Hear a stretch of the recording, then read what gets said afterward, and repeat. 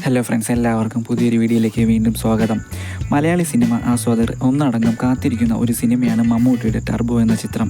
ഒരിടവേളയ്ക്ക് ശേഷം മമ്മൂട്ടി നായകനായി എത്തുന്ന മാസ് ആക്ഷൻ എൻ്റർടൈനർ ചിത്രം എന്ന് തന്നെയാണ് അതിനു കാരണം.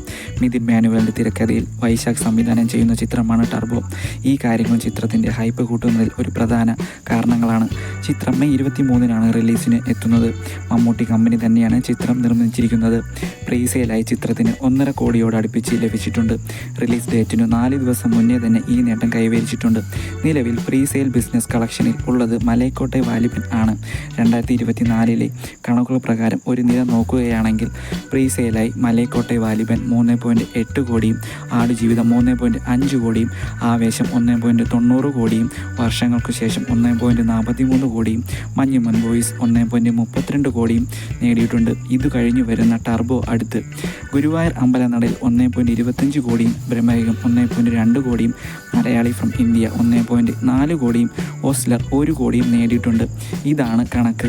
ഇപ്പോൾ വരുന്ന മമ്മൂട്ടി ചിത്രങ്ങളും മലയാള സിനിമകളും ഇൻഡസ്ട്രിയുടെ ഹിറ്റ് നിരകളും വെച്ച് നോക്കുമ്പോൾ ചിത്രം റിലീസിന് ശേഷവും നല്ലൊരു കളക്ഷനോടെ മുന്നോട്ടും പ്രതീക്ഷിക്കാം.